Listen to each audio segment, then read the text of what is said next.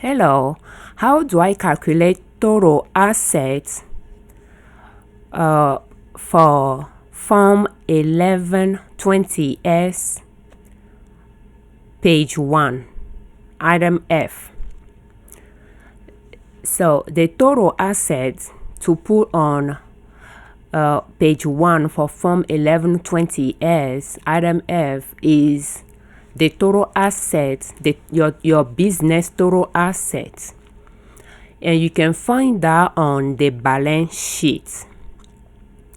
So if you have an accounting software that you use for your business, you will pull the balance sheet from there and you'll be able to locate the total assets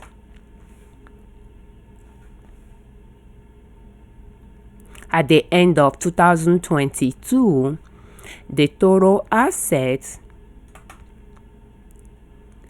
for year end, and that's the amount you'll put on your Form 1120S total assets. If you do not use an accounting software, you can use a spreadsheet for that as well. Another option will be to pull your Form 1120S and scroll down to Schedule L. That is the same as balance sheet, and you can just complete that form for your business record. And I will suggest you use a tax software to file your Form 1120S for your S Corp, but you can download the Form 1120S from IRS websites and use Schedule L to calculate your total assets and the amount from line 15 total assets. You'll put it on page 1 of Form 1120S, item F. Based on how you complete the schedule that has the questionnaire, you may not be required to submit Schedule L with your Form 1120S.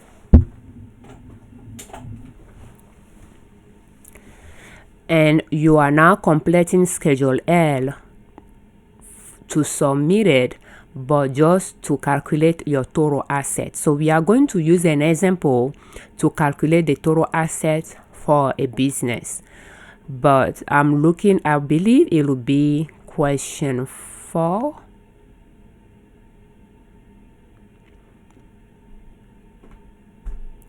There is a question, and that will be question 11.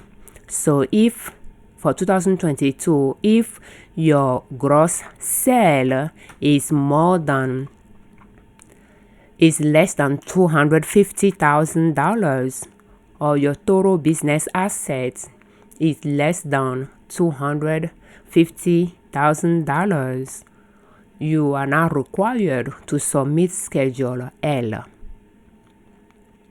Therefore, you don't need to submit it, but it is a good idea to calculate the total assets for your business by completing the balance sheet for your business, so that you have an idea about your business asset. And the thing is, even the Form 1120S is asking you the value of your business, so what assets your business has. So I think it is crucial at this stage for LLC tax as an S Corp to know your business assets. So how do you calculate the total assets for page 1 for Form 1120S? So we are going to use a spreadsheet here, and if your business is not new, when you are calculating the balance sheet, you will pull the previous year data into the beginning of the tax year for 2022. If you have not been tracking the total asset for your business for prior year, or your business is new, then the beginning of the tax year you can just leave a blank like 0 and complete the year end, and from that point on you can just update your balance sheet every year. So we are going to go through this process together. So what I'm going to do is, when I click on that tab, I'm going to move or copy, and I'm going to click on create a copy so that I do not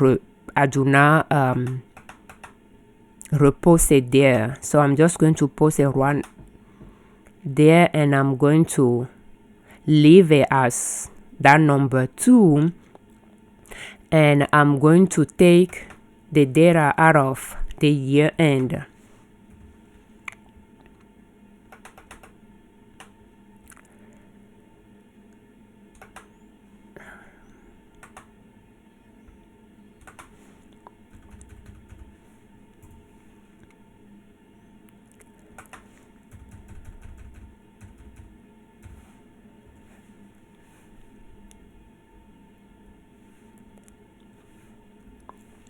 And I have formula in mind so that I don't have to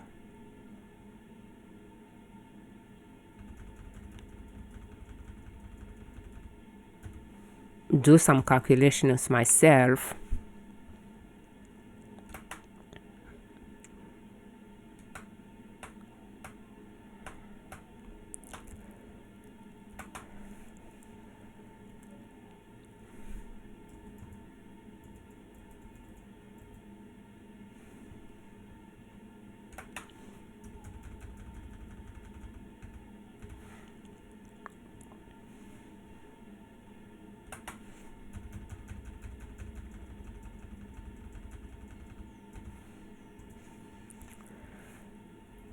Okay.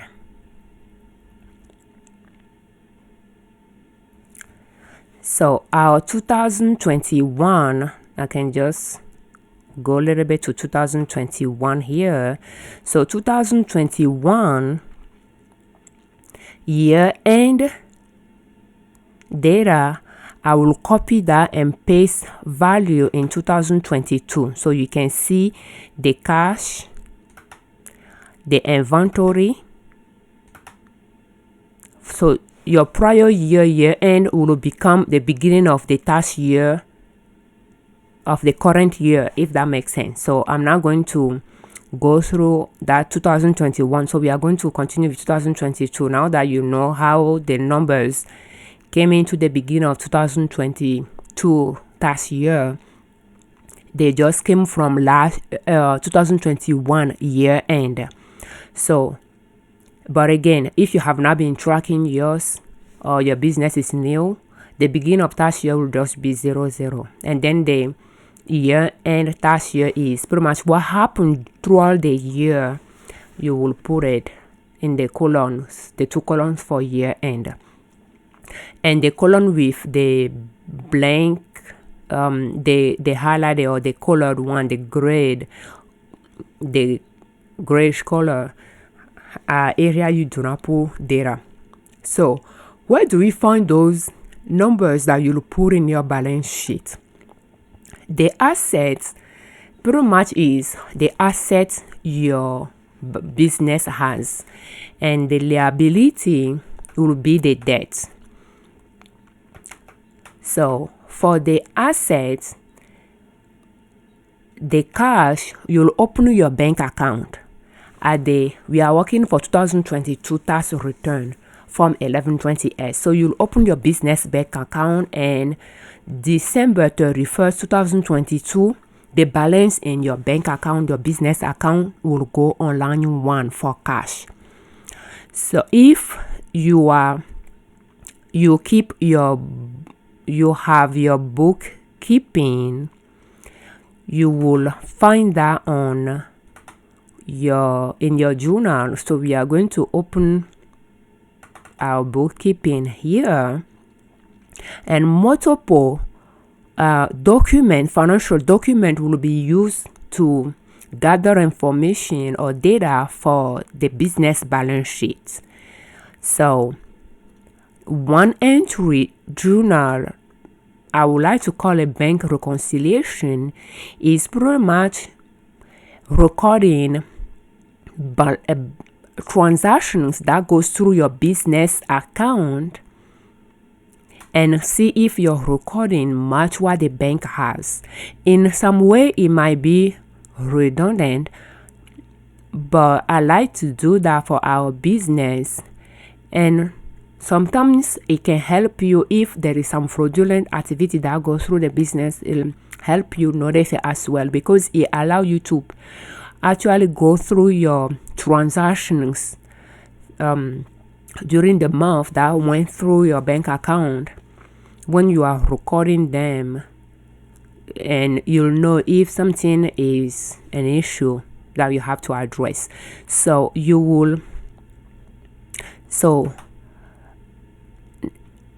that will be the dollar amount. I tend to take that one out, so that will be this number, and I can just copy that, and pretty much you can create yours the way it is, but one is taking total income, one is taking the total expenses, and the subtractions is giving you the balance. So I'm going to go back to my balance sheet,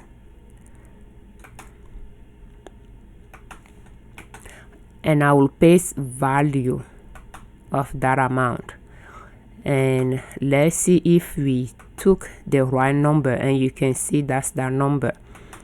So now that we have the cash, and again, if you have not been uploading your bank statement to your spreadsheet, you can just go to the bank website, your bank account, and pull the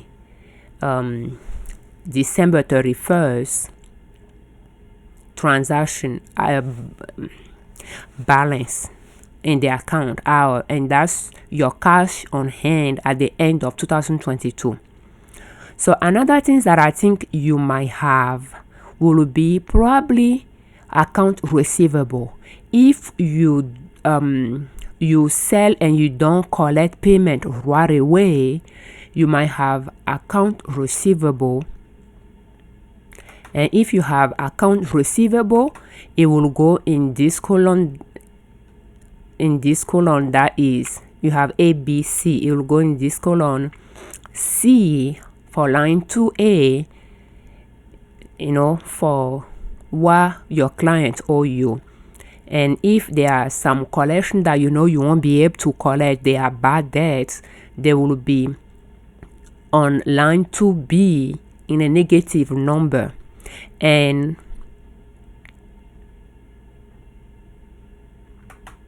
then the subtraction between line 2A and line 2B will give you what your account receivable is, that you can actually count on to receive, if that makes sense.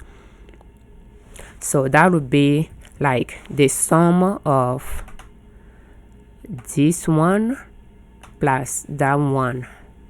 Keeping into consideration this number will be a negative number.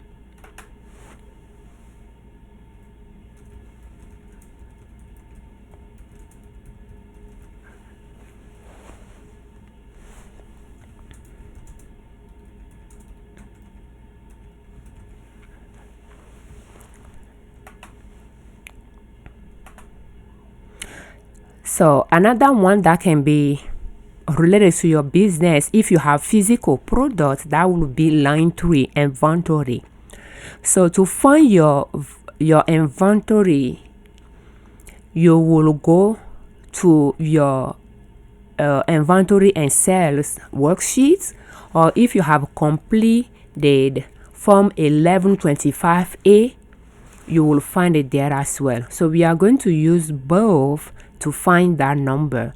So Form 1125A, knowing that Form 1125A, the data will come from your inventory and sales worksheet. So we are going to look for year-end inventory. Pretty much year-end inventory will be the beginning of the year inventory plus purchases you made throughout the year minus that purchases minus what you took out of inventory to make finished good plus the cost of those finished good. They will go on that line 2 of purchases, and the cost of good sold. Let's see, when you take that out as well, you'll find your year-end inventory. So 8045 will be year-end inventory. It will go on the balance sheet. 8045. Another place you can find that will be on your inventory sales worksheet.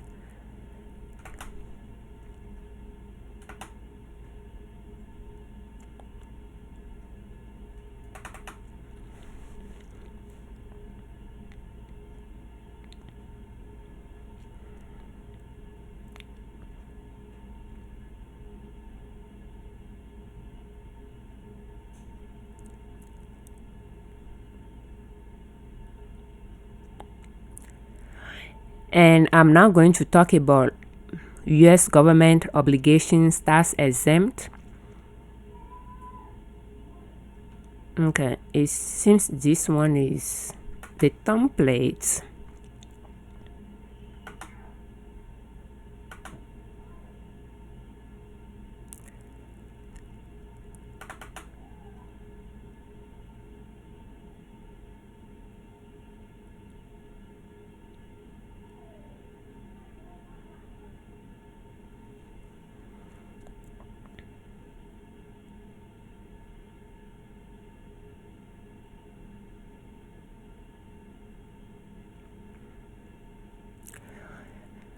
And I'm not going to talk about the loan for shareholders either. But if those apply to you, you will complete them. So on the inventory and sales worksheet, you'll find your year-end inventory.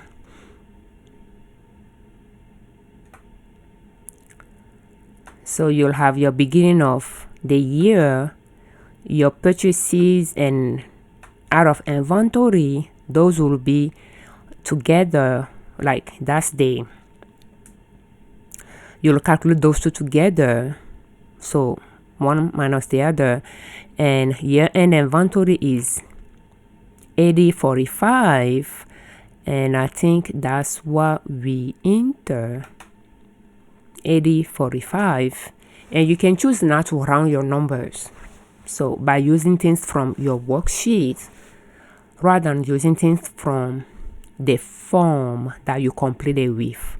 This one was rounded because I took it from the form, but I could have this instead if that's what my worksheet has. Yeah, okay, that is done, and I could copy and paste value as well. So another line that of the balance sheet we will talk about will be line 10. Line 10 will be depreciable assets, and let's see if we can freeze some rows.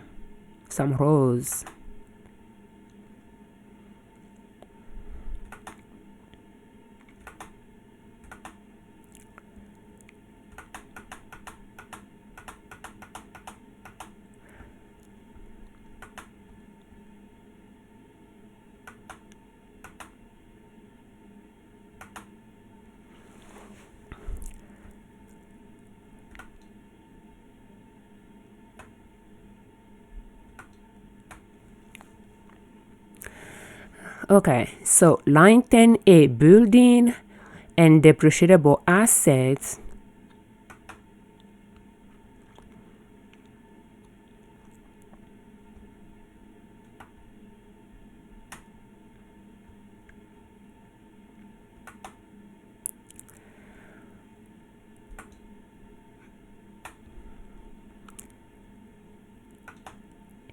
pretty much what this line is asking you is all the business asset, the cost of all the business assets you purchase since your business started. It will go on line 10A.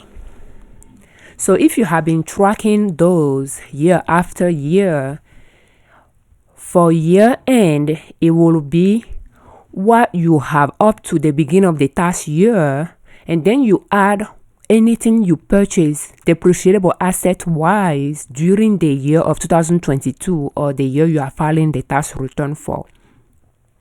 So that will go on the year end section. That's why I have a formula there. So for this one, I will add anything that I purchased during the year of 2022.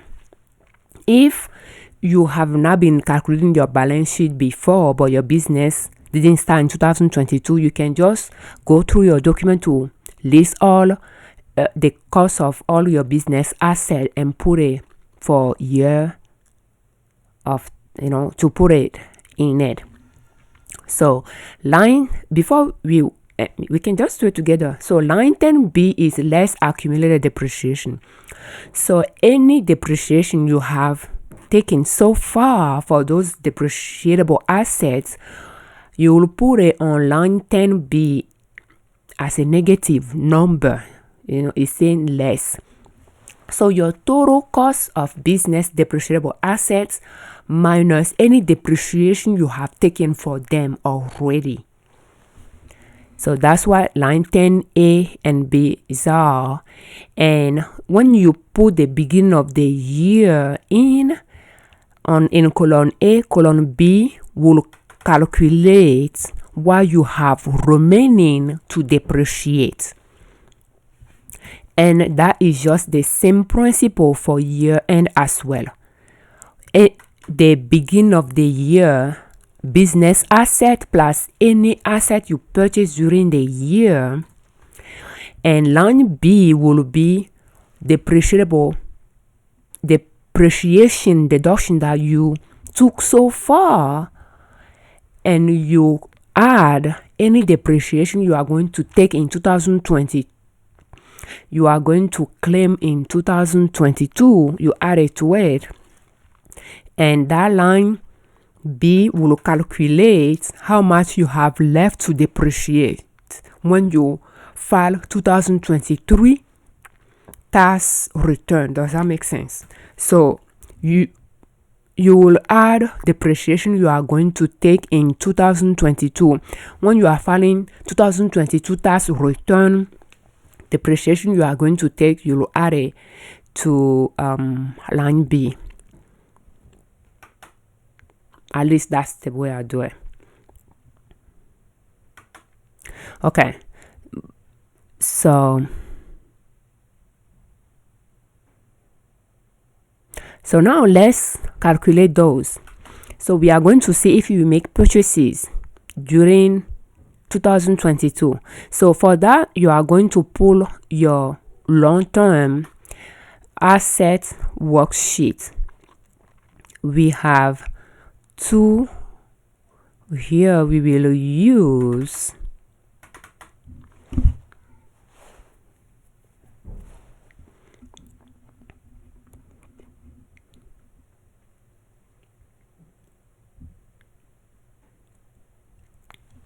And when you didn't purchase anything during the year, your year end will be the same as your beginning year.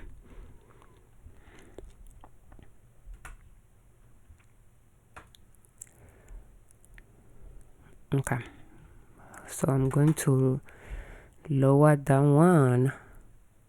So depreciation, I'm going to close the inventory worksheet.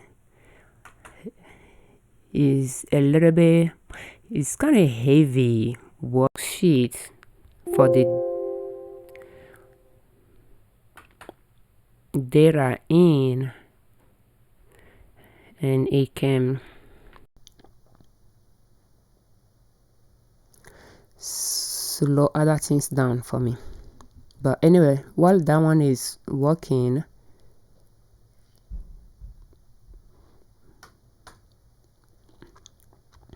we are going to go to our balance sheet, and 2022 depreciation. We will see what we purchased during that year.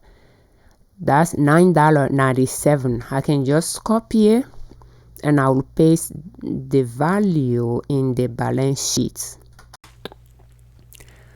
So first I'm going to paste it somewhere. Okay, it's just $9.97. So I'm going to go in. In fact, I'm not even sure why I don't have a formula there. So 9.97,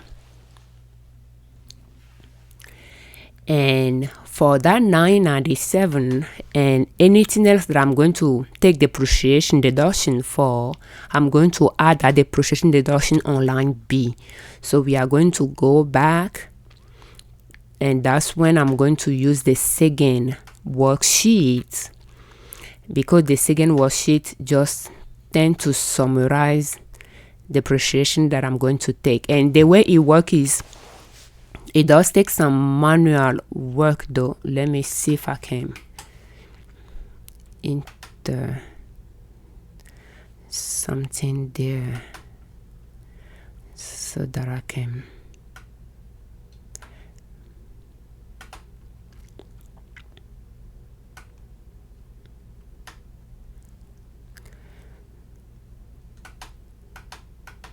okay.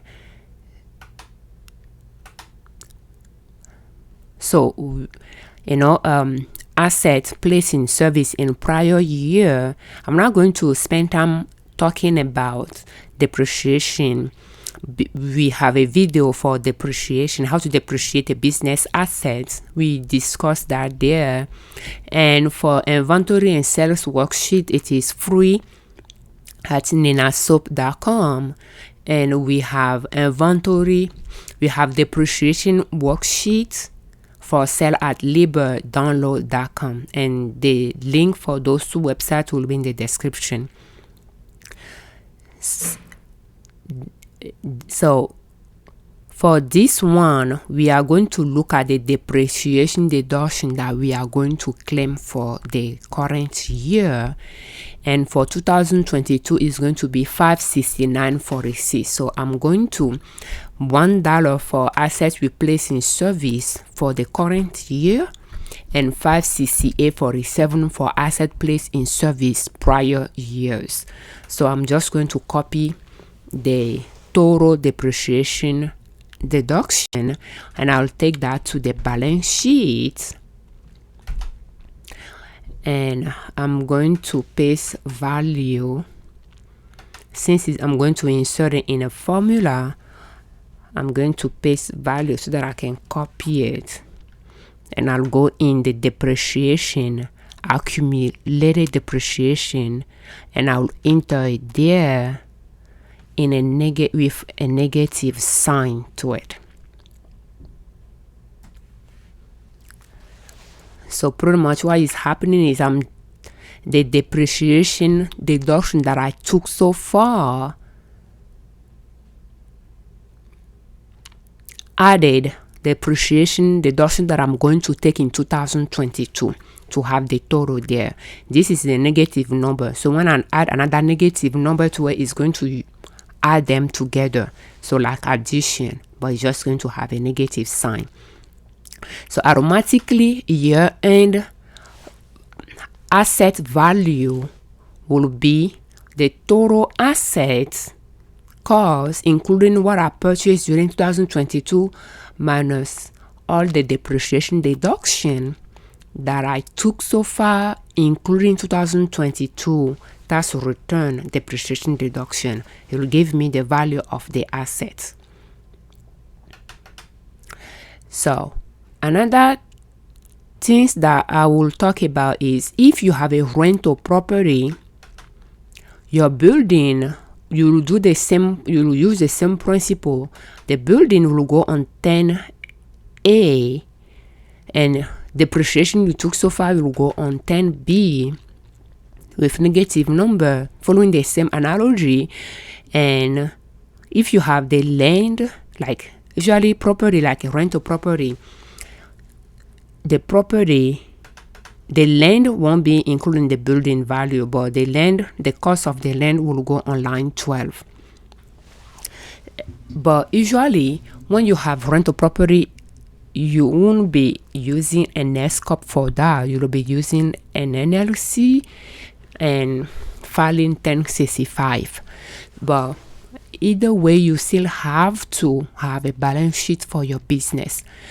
But that's just that. If you have a building for your business to an L.L.C tax as an S-corp or an S-corp, so your building, in that instance, your office building where your business is located or work, the cost of the building will go on line 10A. Line 10B will be all the depreciation related to the business as well, and all the depreciable assets, and the cost of the land will go on line 12. Okay, so line 13 is something that could actually be related to your business as well. So if you have intangible assets, you will follow the same principle as line 10A and line 10B. You will follow that same principle, but for intangible assets, you will put the numbers on line 13A and B. So we are going to see if we purchase anything intangible during 2022. And here I like to put software and the software, but based on IRS software that you pay one-time fee for, IRS is okay for you to depreciate it, but the depreciation process works just like amortization as well. So I just amortize it. But yeah, it can go in the depreciation thing. So we don't have any intangible asset purchase in 2022. So our beginning year data will match our year-end data for the intangible assets. And by the time you get to that section, if you don't have any other assets, you will know the total that you will include. But it seems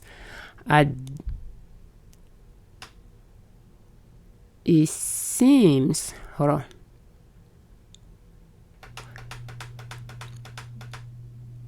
Let's see if our number for balance for total assets match what we have before.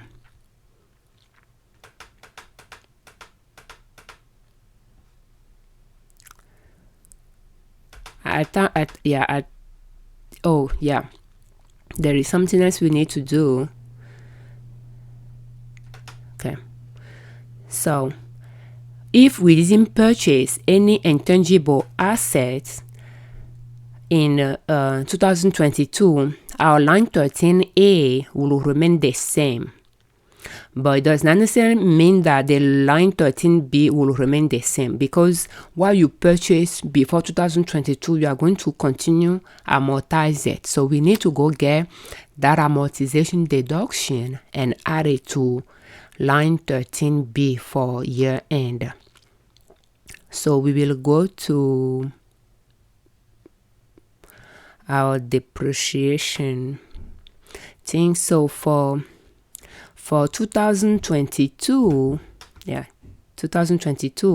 deduction is 1266. So I'm going to copy the value. I'm going to copy that and paste value.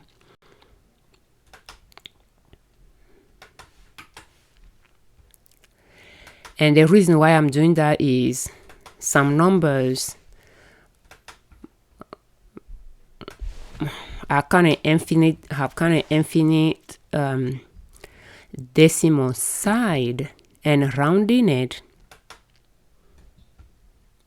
over time is throwing my numbers off a little bit. So I'm trying to paste everything in, and let's see if our number, so that means pretty much we have this amount to amortize in the future.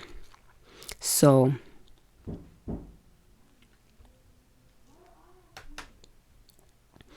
we have that asset, and that is the same asset. Let me see if it's a little bit 11,872, and we have 5061 versus 56, and it's because I'm trying to adjust some decimal point for some numbers.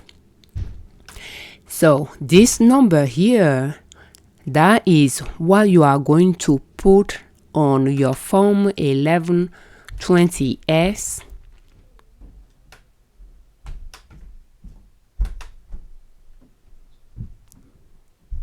Page 1, item F.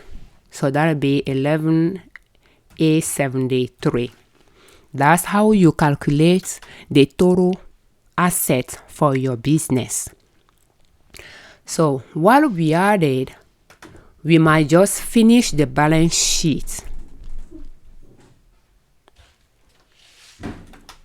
So we know the total asset.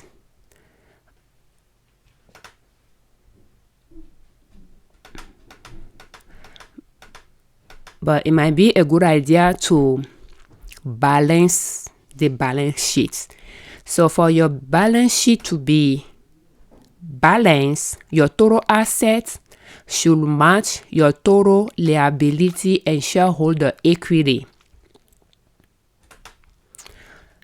And I have a little bit of difference row so that when they are not balanced, I can tell. Okay, so how do you complete the liability and the shareholder section? First, total assets equal total liability plus shareholder equity.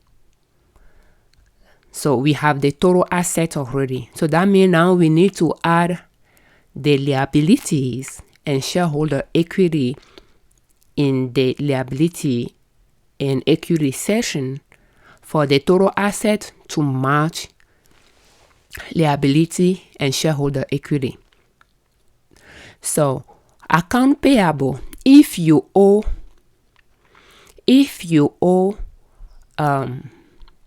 short-term debts that you will pay, you will put them on account payable. For instance, for our case, 2022, we have employment tax to pay to IRS, and I put ours on account payable because we didn't pay that in 2022, but we pay with the tax return when we file those employment tax return in 2023 for 2022 tax year.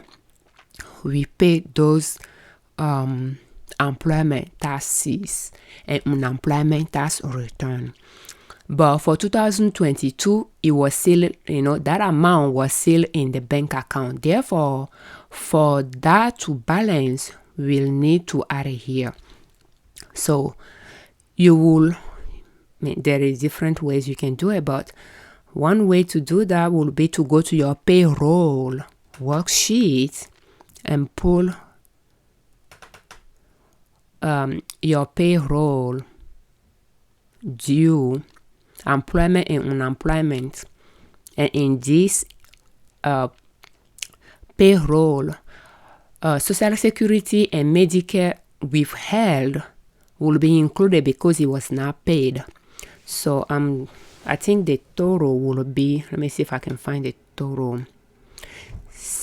Total tax is 628. So I'm just going to copy the value. I'm going to copy and paste the value. So you'll go to the balance sheet and I'm going to paste the value. So you might have to brainstorm a little bit to see all your different account payable. If you have those short-term debts that you pay, you might want to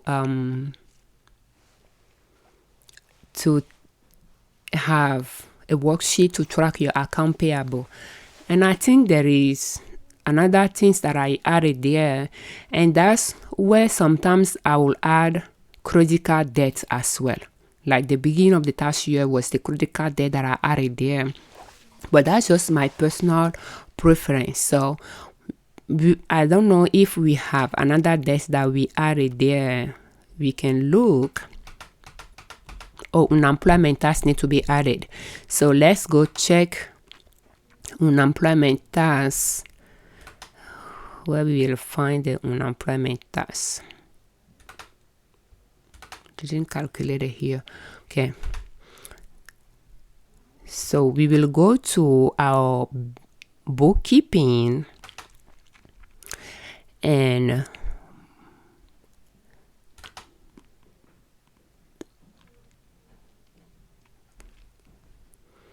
expense that by the month will work too.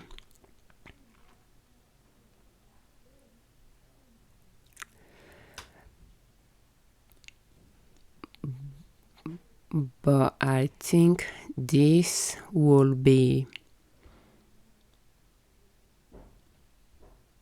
it will not, in fact, 2023 will have that.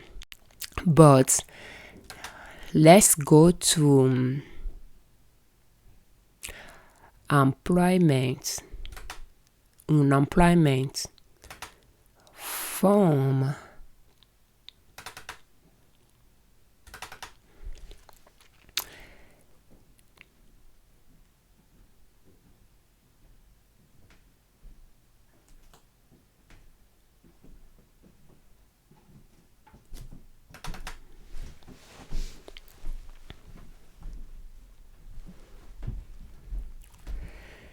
Okay, so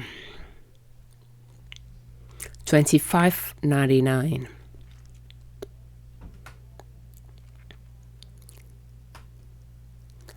So unemployment tax that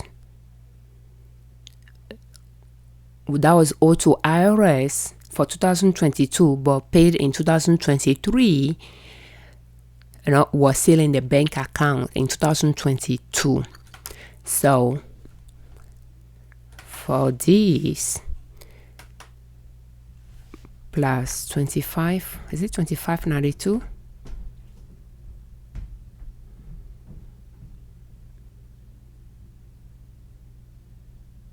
$25.99.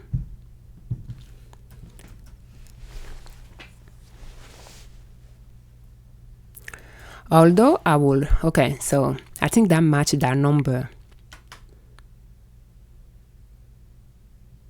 22.97, 22.92.27. Okay, so that's just an example how you will, find your account payable. So if you owe some debt in 2022 but you didn't pay it, well, you might want to put those debts in account payable if those are things you are going to pay quickly for that year. So that's an example,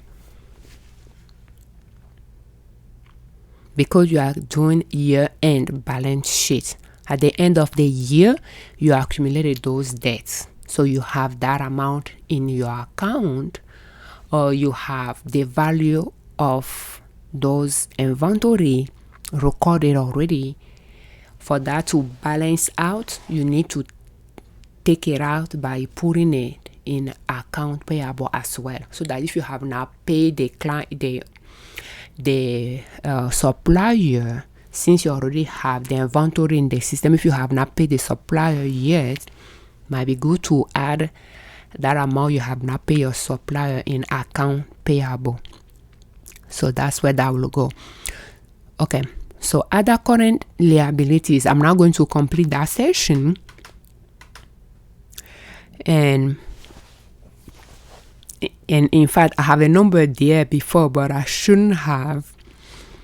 It should just come under at a balance by there, but it should have been the return earning. So I'm not going to reduplicate that. And loan from shareholders, I'm not going to complete that, but if the business borrow money from shareholders, you have a line for it. So you have line 20 for mortgages as well. And the line that I work more on is line 22 and line 24. So it might be a little bit, it's not the same way if you have an LLC compared to if you have a corporation. But an LLC, that's as an S corp. The way I have for LLC, the way I have done it is using capital stock for capital contribution. So if you contribute to your business, I like to put the amount contributed in the capital stock section. There is that line 23, additional pay in capital, that technically the amount you contributed to your business at the start will go on line 22 based on my understanding. And technically that line should not be changing year after year, it should remain the same for beginning and year end. And additional contribution to the business could go on line 23, additional pay in capital. But for LLC tax as an S corp, you have only one type of stock, if that makes sense. S corp have only one type of stocks, even if they have voting right and not voting right. So when it comes to liquidation and distribution of assets, they only have one type of stock. Therefore, I don't like to use additional pay in capital line, because for corporation they can have the common stock and the preferred stock and things like that. But for S corp, they only have one type of stock. Therefore, for LLC tax as an S corp, I just like to stick to the capital stock section and use it for contribution to the business during the year as well. So that make my year end for that road changing if we contributed to the business as shareholders. So for the beginning of the year, you'll have that, and for year end, you'll see if you contributed to the business out of your own pocket and you'll add it to it. So that means you'll go back to your worksheet, and it's good to have a capital contribution worksheet. And let's see where we are before.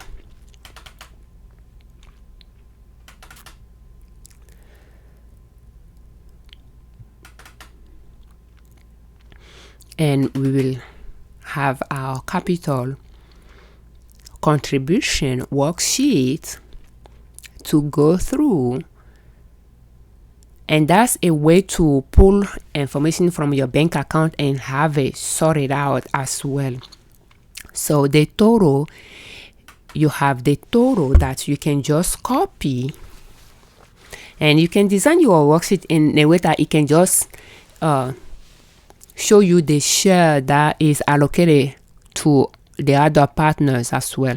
So we are going to go back to our balance sheet, and I'm just going to paste value. Okay, that's just that amount. So I'm going to copy that, and I'm going to go into the, and this is just taking the beginning of tax year because it's tracking all your capital contribution to your business up to that point, and it's going to add what you contributed during the year. And in the past, I have used pretty much line 22 capital stock to include my retained earning as well. So for this year, I try to adjust it. So I won't be surprised if that number that I have here is not quite accurate. So if you are tracking your contribution well, you could track up to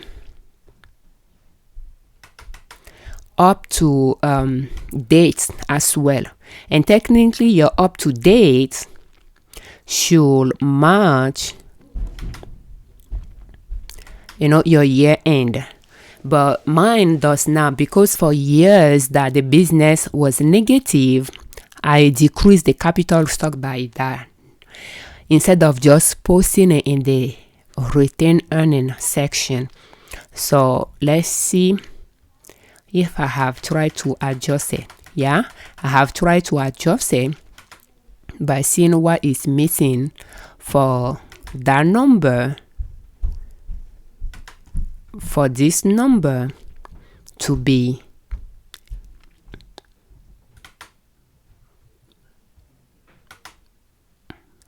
here. So pretty much what that would be is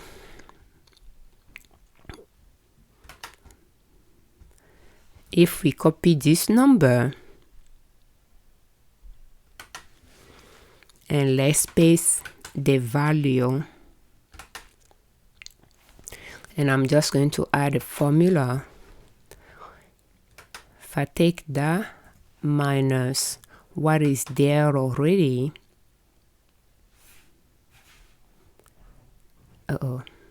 minus what is there already, and minus what was contributed during 2022, we can see the number that is missing. So we can copy that number, and let me replace it as a value, and I'm going to copy that and include it in the formula.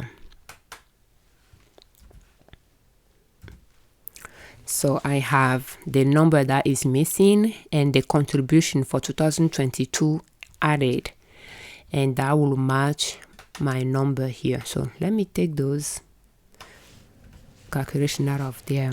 So that means the retained earning could might need adjustment, but for that, when you are working on your balance sheet, unless your worksheet already have your profit calculated for you, you might have to pause it here and complete your form 1120S. And when you complete your form 1120S, the profit from line 21 705, you will include it as retained earning. But you don't need to complete your form 1120S to know your business total assets. We already calculate the assets up. We are completing the equity, the shareholder equity section. So for what we have already at the beginning of the tax year, we will add 705 to it. Okay. And we have a difference of 715.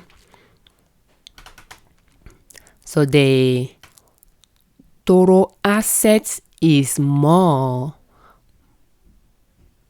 than the total liability and shareholders by 715. So that 715, I'm going to include it in my earnings here. 715.47, and I will zero out. So pretty much an easy way to explain it is you use your retained earning to balance out your balance sheets. So let's check it. So 2728. So that's my way of completing a business balance sheet.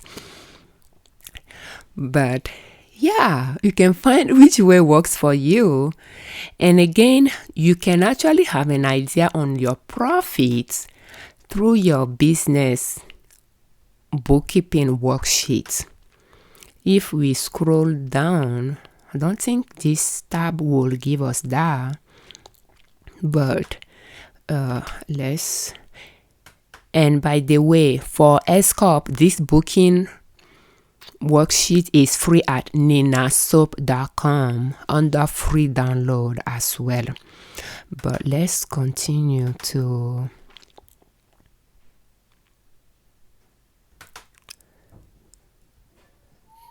that is the right dollar amount, but due to rounding on the Form 1120S, he got rounded to 705 instead of 704.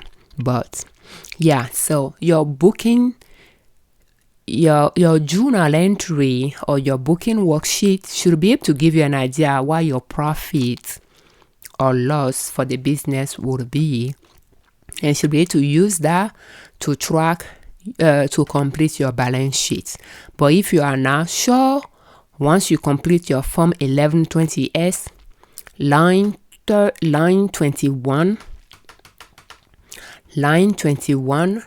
you'll be able to use it to complete the retained earning. So the retained earning is pretty much, so while your capital stock is how much you are putting in the business out of your own pockets, or as partners, you and your partners are contributing to the business, will be in the capital. It will be the capital stock. But the retained earning is actually what the business is generating as earning, whether it's profit or loss.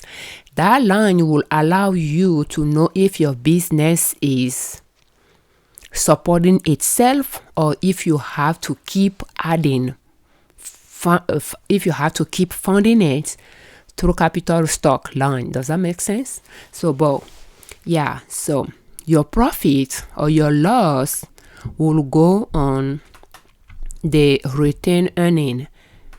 In the past, I have pretty much added the loss. I have decreased the capital stock by the loss, and that threw off my numbers a little bit. That decreased the capital stock level.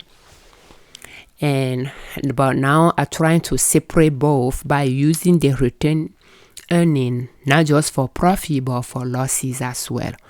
But yeah, so the asset section, I will say, is a little bit easier to complete than the liability and shareholders equity section, probably because of not clear instruction available to help LLC that task as an S-Corp to help them complete it. Does that make sense? But if you are using a task software, I will assume a task software will do it for you. But if you are using a spreadsheet, that's how you will complete it. Or if you want to use the Schedule L from Form 1120S to complete it, that's how you'll gather your information to include in that session. And that session is pretty much, you can actually transfer this to a spreadsheet, and that's what I did, and to have it. And some software, when you are using a software to complete, to file your tax return, you might have to complete the balance sheet for the software to put that number on the total asset section for you. And some software may not have retained earning section, and for that you have to add both together the way I used to do it. That now I'm trying to adjust them. You might have to add both capital stock and retained earning together to put it in the software, if the software only show you one line for the equity, for the shareholder equity. You might just have to put the capital contribution and the retained earning together and put it there. But the retained earning is usually, the profit or the loss, but the profit kept in the business. So if you have made distribution to shareholder, you have to take it out of that as well. So that's something to keep in mind. If you have been making distribution to shareholder, it will decrease your retained earning dollar amount. So that's something to keep in mind, that if you have that option, if you have made distribution, you'll need to decrease it from that line. Thank you so much for watching. So if you are filing your Form 1120S and you need to add your total assets, that's how you will complete your balance sheet to find your total business asset to include on your Form 1120S. So thank you. I'm working on a worksheet, balance worksheet. It will be for sale at liberdownload.com, but it's not there yet. But you can use Form 1120S Schedule L. You can complete it to calculate, to determine your total assets and complete your Form 20S with that number. And again, if you do not, that's fine. And Jaden, I'm recording, so you don't come here to ask me questions. You can ask Daddy.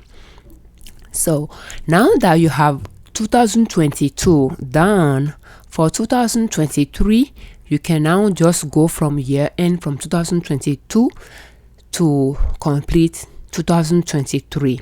So to make an example for 2023, you will move a copy. I just right click there and I'm going to paste it, but I'm going to click on create a copy so that it does not create an additional copy for me. So this one I can just change it to 2023 and we can turn this to 2023.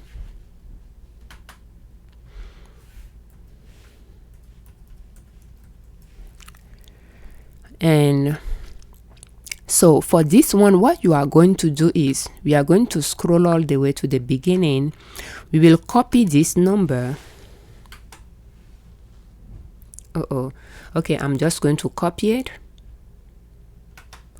and we are going to paste it here. So because I have formula, I'm going to make sure I paste value, and this number here I will paste it there. So that's how you will do it. So you will copy year end, which is 2022 year end. You will paste it at the beginning of the tax year 2023 session, and then you will delete the entry, those entry from 2023, if that makes sense. Year end. So year end, let me see if I have a formula here. So I've been adding it to it. So I want this number to be here for 2000, because what is at the end of 2022 will become the beginning of 2023. So I have 997 there. I can just add it to it. So plus 9.97, and this one has some numbers. I can just copy it and I'll press escape on the keyboard to get out of the formula, and I will just add it there. So that will match it. So this is a formula, so I'm not going to change anything. So what I will do, since we already, I think we'll come back for that. We are now quite done. So this one, we didn't do anything here, so we are not going to change anything here either. But this one, we have this dollar amount that we need to take and I'm going to press escape to get out of the formula, and I'm going to add it here, but I need to add equal sign because it's a formula is calculating it. So now that we have all those calculated, like we move 2022 year end to the beginning of 2023, we are going to take those numbers out of year end.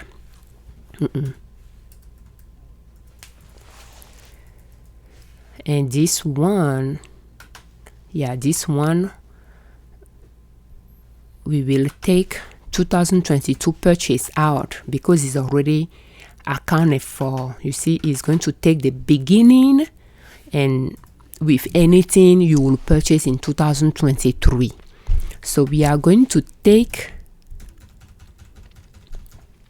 2020, just going to put 0 that out because we already have it. So when you take 2022 entries out, your year end for 2023 should match your beginning tax year for where you have formulas until you add your 2023 data in, if that makes sense. Okay, so this one will take the deduction for 2022 out of it because we already accounted for in the formula, and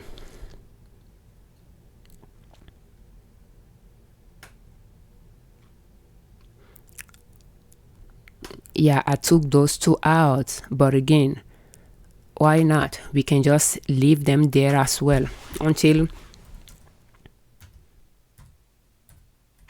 we are ready to replace them at the end of 2023. That's one way. You can just keep those in there, and you can see that the beginning of the year will be the same as the end of the year. So that means 2023 activities has not been included yet, but you only have year end of 2022 in your balance sheet for the beginning of 2023. So we'll do the same for the liabilities as well. It's going to be 92.97. I can just copy and paste value, and this one will be 0. And let me see what I have here. I have two numbers. I can just copy them, and I will press escape to get out.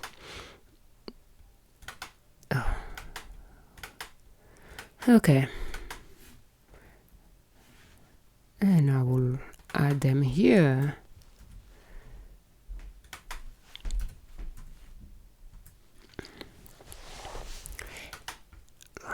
For some reason, I think I pressed something that is already acting up. So I will get those entries out the formula, and that will make the beginning of the tax year matching the end of the tax year at this point. What did I press? Okay, we can copy those two numbers here as well.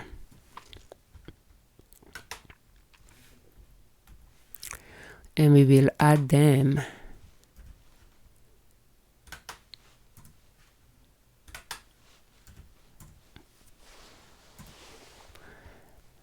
And we will take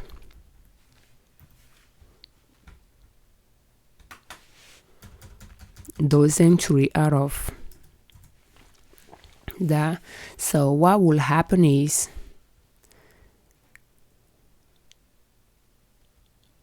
we have those two match here as well. But so when you are ready to complete that, you'll complete it. What I'm finding surprising though, why this number went down? It should be 9,000 something. Let me go back to 2022.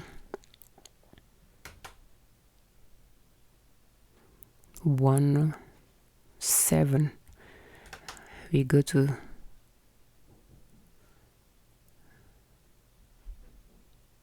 I'm not finding that number there. Okay, so let's look at it again. I think I replaced that number. Let me get out of it.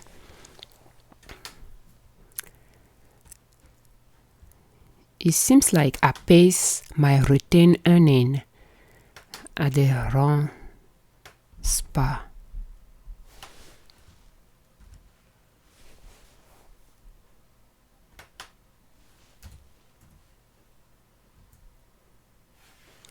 Okay,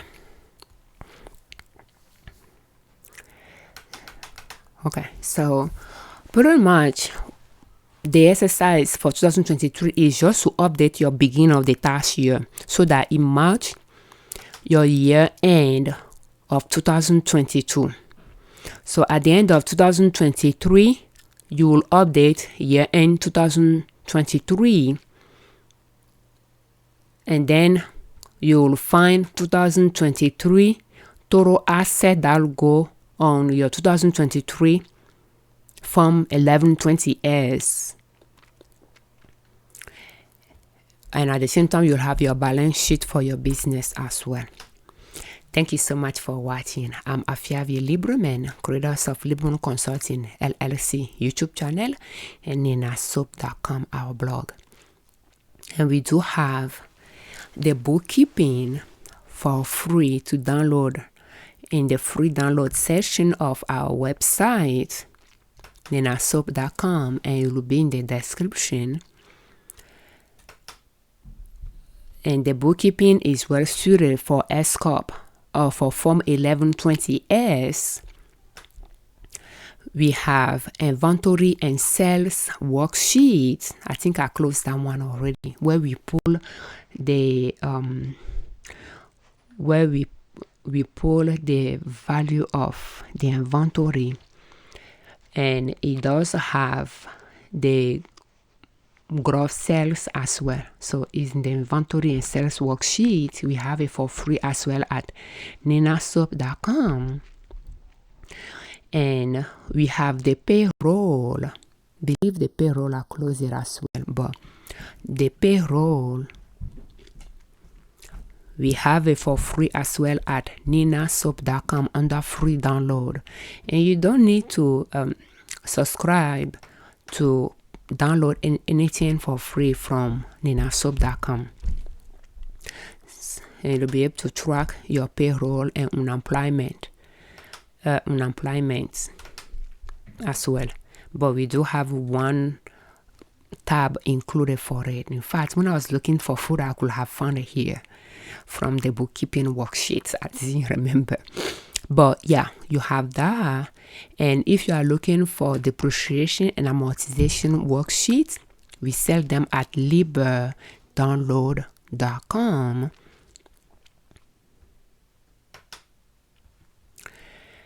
And I will say, if you are using a tax software to file your tax return, you do not necessarily need a depreciation worksheet. You can track your business assets the way you want to track it. When you are using a tax software to file your taxes, you have to understand the depreciation, how it works, because there are some questions you need to pull from your depreciation worksheet, but you don't really need to calculate the depreciation deduction yourself if you don't want to. But there are information that is okay to understand to be able to do that, unless you claim section 179. But again, if you are looking for the depreciation worksheets, we have them at liberdownload.com. And for the balance sheet, it's still in production, but yeah, you can use Form 1120S Schedule L. and complete it to be able to calculate your total assets and enter it on your Form 1120S. Thank you so much for watching. We thank you very much for all your comments, and thank you for watching our videos. We thank you very much, you all that subscribe to our channel. Thank you.